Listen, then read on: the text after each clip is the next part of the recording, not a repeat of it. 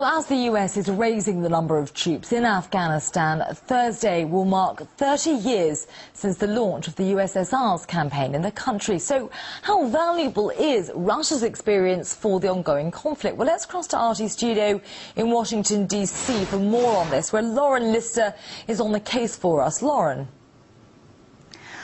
Alice, I'm joined by a guest who may be able to tell us. Mark Sageman was there in Afghanistan in the 80s. He's a former CIA officer.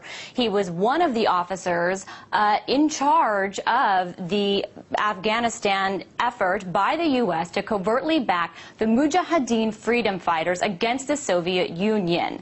Now, Mr. Sageman, some of those freedom fighters in the 80s, aren't they today's Taliban that the U.S. is fighting? Very few. Most of them are not. Well, the U.S., I mean, essentially, it's been said that the U.S. is fighting the same war twice in one generation, but on opposite sides. Who was right? Who is right? Well, this is Afghanistan. People have a tendency to flip-flop and to fight their allies and then their enemies. Basically, what they're doing, that they're against their own government, and whoever supports the government is the enemy.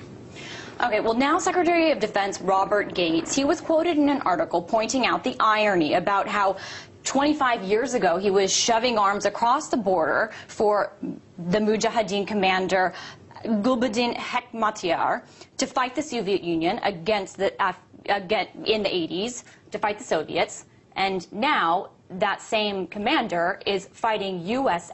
allies in the U.S. in northern Afghanistan. How do you explain that irony? Well, that's partially true. We gave the weapons to the Pakistanis who distributed them. The Pakistanis definitely had favorites. One of them was Gulbuddin Hekmatyar.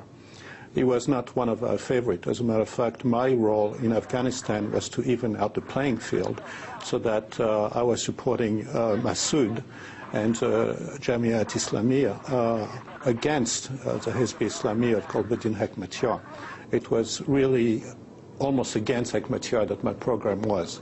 So it's not unusual, let's say, given the various contingencies of the Afghan situation, to see people flip-flop and to support one side and then another and then back to the first side. It's not so much our policy, it's really Afghanistan itself.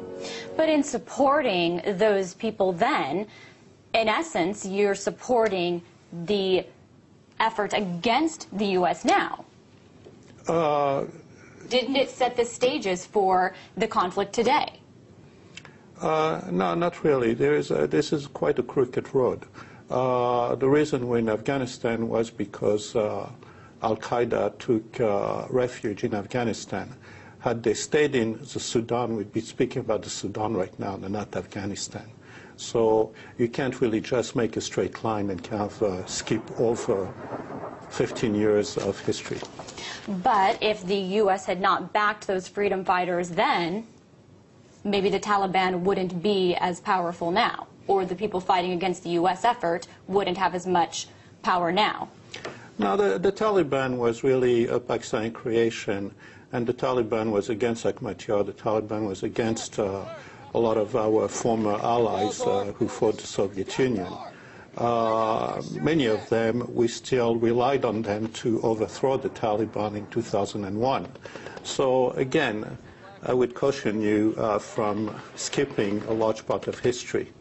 But when you look over 30 years later, after all is said and done, did the U.S. do the wrong thing in Afghanistan 30 years ago? No, because Afghanistan was of no importance then, just as it's of no importance right now. The important fighter at that time was the Soviet Union, and the Soviet Union basically died partially because of Afghanistan, and that makes a world much safer right now. But now Afghanistan, all the focus, or much of the focus, has been turned there, and that's seen as a major problem for the U.S. and its allies. So, I mean, it's not a linear line, as you're saying, but now that's the enemy. I'm not sure that's enemy. Some people in Afghanistan may be the enemy, but our real enemy are not in Afghanistan. It's Al-Qaeda. And Al-Qaeda is not in Afghanistan. Al-Qaeda is in Pakistan. There are no Afghan in Al-Qaeda, and there's no Al-Qaeda in Afghanistan. But the Taliban and Al-Qaeda are supportive of each other. Not quite. The Taliban harbors Al-Qaeda. No, that's not true. It did between 1996 and 2001. It no longer is true.